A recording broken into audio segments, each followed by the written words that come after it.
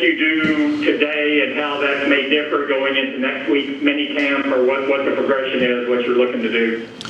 I mean, really, the only things that are different from today and tomorrow in next week's mini camp is, the mini camp is a mandatory function, but our schedule will be exactly the same except for post practice. We'll spend some time post practice meetings on Tuesday, Wednesday. I mean, structured. I mean, there's been voluntary work going on, particularly today and tomorrow with the rookies. So that's a long answer to the simple answer. It'll be very similar. So,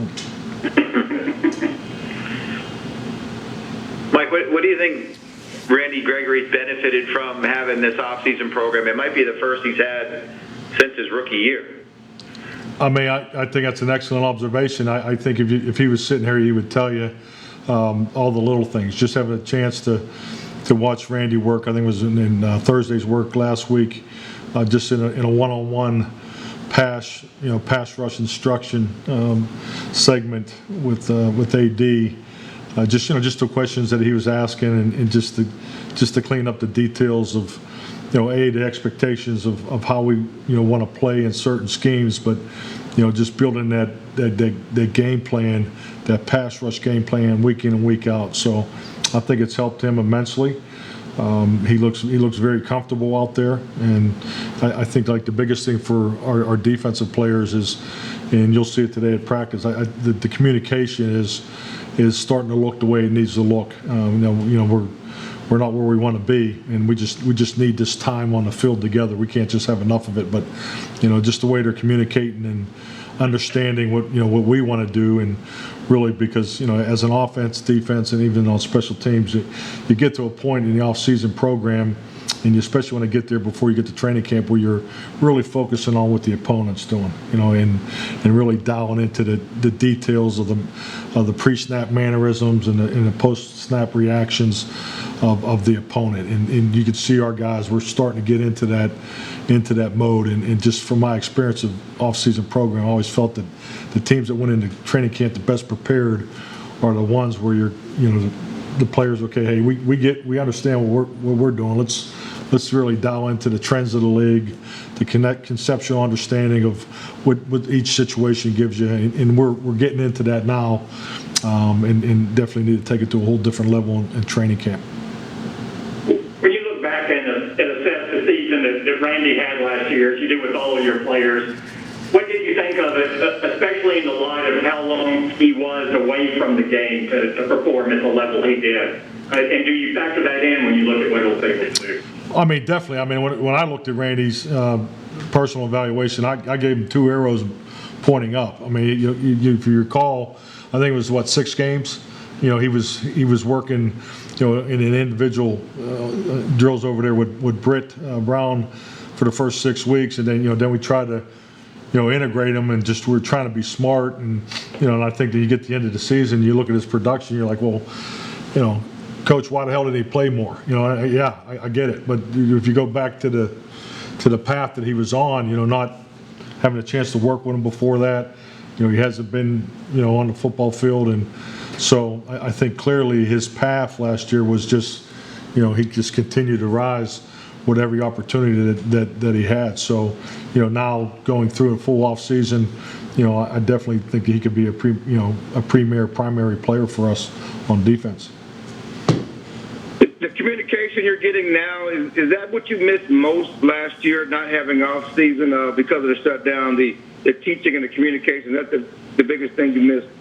I would think it's definitely one of the key components of the foundation of any offense, defense, or special teams. So the repetitions of the communication this early in the process definitely was missed, because if you go back to when we actually did arrive in training camp and were able to get out on the field, it just wasn't clean, and it took us probably to a certain point in the season where we felt like we were really on the same page, and had to deal with some other challenges with injuries and so forth. But I thought near the end of the year, our process was where it needed to be. So, I think clearly having this opportunity off-season program, I don't even like to talk about last year, frankly, because I think it's a terrible comparable. It's one I'm not using. So when I look at our off-season program that we're in currently, I compare it to my past experiences of when you did have a full off-season program. So, and I have confidence when we conclude next week that we'll be pretty close to hitting the targets that you're able to hit in the past in a normal off-season program. Can you discuss Watching you guys in practice, just from what we've seen, there is more talking with linebackers, with the calls, especially on defense. Is that emphasized more, or just a natural product of having these OTAs? I think it's a couple things. It's a natural product of having the OTAs, but it's really the natural process of confidence coming out in the understanding and in the speed of recognition that's clearly way ahead of where we were this time last year, because we were in Zoom calls last year. So, but I think it shows the confidence of what's going on, and that's a big part of being successful in this game. Can you discuss what the team's plans are for joint practices this summer, and also maybe shed some light as to the thinking behind that structure? Well, I'm kind of hesitant to talk about it because I just wish we would wish we were able to put a stamp on it, say it's official. But I have planned to go to Oxnard for training camp. I've talked with Sean, the LA Rams, about a potential practice together. So him and I have planned that. But until it becomes official, I don't want to put out the rest of it, because I'm a little hesitant, because things, I don't know if you noticed, things have changed a little bit here in the last year. There's decisions that are made that can change and change back or change one way or the other. So, but that's what we're preparing to do. So if we did practice against another team, it'd be one day in Oxnard against the LA Rams. Is there a certain date in your mind when you said we need to make sure this has to be done by this date before we can go anywhere? In reference to training camp, or? Yeah, training camp, Yeah. If I could pick the date, it would have been a month ago.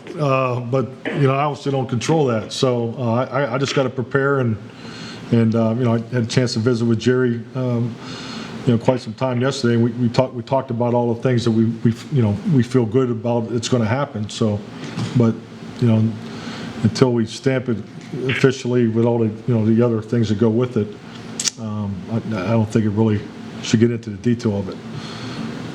Have you done them in the past, joint practices with teams, and is there with one? Well, you have 4 preseason games, so it's a little different. Right. But how does it help the evaluation process when you're at least for one day going against another team in practice? I think it helps. I think it's a great opportunity to practice against another team, and I think having a chance to speak with Sean on the phone, and the understanding of how he conducts his practice and what what you're looking for. He's done it a lot the last couple of years, so I haven't done it in quite some time, because in Green Bay we were just never going to leave the town. It was always just the way that's structured up there. So it's been quite a while since I've done it. I've seen I think in the 90s the practices against each other were a little different. So we used to do it every year when I was with the Chiefs. But I think there's a lot to benefit from it, because you can get really good situation work. I think it's good for your evaluation process. I know the personnel departments, I'm sure in both organizations, feel great about it, because they get a closer look at the another club's 90-man roster. So I think there's a lot to gain from practicing the environment, and the most important thing is to get the work done and get it done right, and be on the same page of what each drill. The details of what you're trying to get out of each drill, so both teams are on the same page there, because it's you don't want to get into the extracurricular and all that nonsense, because there's nothing to gain from that. So I'm looking forward to working against the Rams. I mean, it's definitely an excellent football team, well coached, and like I said, they've done it a lot lately. So this will be good for our players. McAdoo to your staff, and what do you think what's his role going to be for you guys? Well, Ben McAdoo's been at it as a consultant, and he's a great resource for us. Obviously, I have a long history with Ben. Have a tremendous amount of respect for him as a football coach, and he's gonna work primarily with both offense and defense coordinators. Just focus more on some pre-game plan focus, and I think he's a great asset, particularly in that role. As you say, he's a consultant. How much do you expect him to be around? Will he be at all of camp? Will he be coming in here periodically, or how will that be structured? Yeah, I mean, we're working through the details of that. I mean, right now there's a virtual component to it, but he'll be here throughout the off-season program, and he'll be at training camp. So we're kind of designing the role. I haven't personally had this type of role on my staff before, so Ben has great flexibility. Obviously, he's been a head coach in this league. He's been a coordinator. So he's worked with the front and the back, offense and defense. So I know Dan particularly was excited about it because, it gives someone from the opposite side of the ball perspective as far as, being kind of doing some pre-game planning projects on a weekly basis when we get into the in-season work. Other than knowing him and having a background, since you haven't had this role before, why did you decide to structure this and implement this? And was it a difficult decision? No, it wasn't. It was an easy decision. It was a very easy decision because I know the value of what Ben McAdoo can bring to your staff. And but meeting with both Kellen and Dan, this was a role that we felt it could really benefit from us, and not to get like super philosophical about it, but every coaching staff, there's a game plan schedule in the design of when you put third down in, when you put red zone in, and some systems of game planning do things earlier than others. And the point I'm making is we put a lot of stress on our coaching staff earlier in a 7-day week. We put a lot of stress on our coaching staff on Mondays and Tuesdays more than some do, and to get the volume of information to our players earlier on Wednesday and Thursday, so that we have Friday and Saturday for more review. Some people spread it out more over that 4-day period. So my point is, with that, we do a lot of pre-game planning where we're a week ahead of getting ready for the next opponent. So any type of resource that you can have to improve that process, I think is a real benefit. So and that'll be one of the primary focuses that Ben will be focusing on. Giving away all my secrets. You guys got to quit asking really good questions today. This is between Joe Witt and Ben McAdoo, that's two coaches with whom you have a decade of experience with in your past. Was that an active effort coming off of last season to surround yourself with more people in whom you have such a comfort level and trust? Well, I'll say this: in the year off, I thought a lot about a staff and dynamics of a staff, and I think when you do things a certain way for a long time, you try to be transparent and really dabble in counterintuition. Make sure you're looking at how others have done it. So I clearly made a conscious effort to be not to just go back and hire all the guys that I'd worked with before, and there's value in that.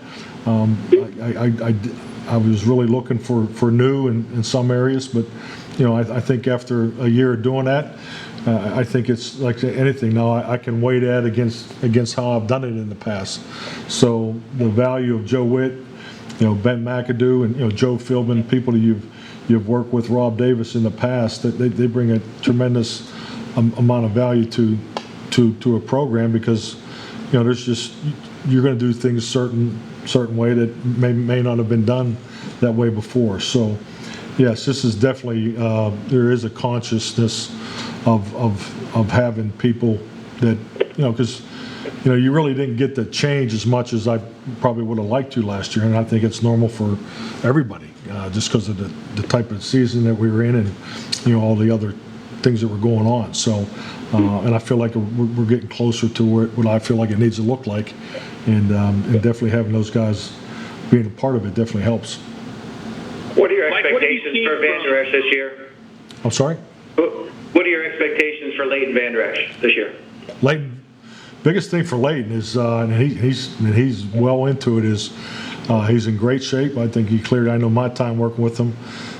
This is the best shape, overall, because he was coming off an injury this time last year. So just getting himself ready for, the endurance of a full NFL season. And I think everything else will take care of itself. So, he's been here every day. He's I love his work ethic. I love his approach. He's top notch in every category when you're talking about preparing for an upcoming football season. So, I think just the course that he's on, I think everything that's in front of him will be attainable. Mike, what have you seen from CeeDee Lamb so far this offseason? And speaking of no offseason program last year, I mean, can you speak to his potential in the 2021 season ahead, having the offseason workout and also having Dak Prescott back at quarterback? Yeah, I think CD is an excellent example of what you're looking for in your second-year players. I've always felt with a full off-season program, the age, the second-year player benefits the most. I've always felt when you're able to have the full 9 weeks.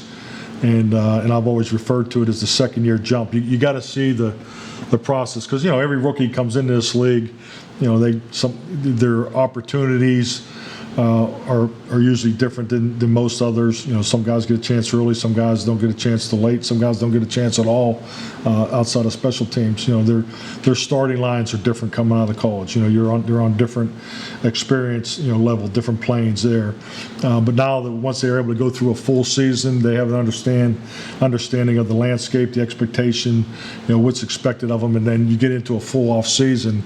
I always felt that second-year player, you got to see that jump from their initial start line, and that's something I've paid close attention, because if you don't see it by the third year, it's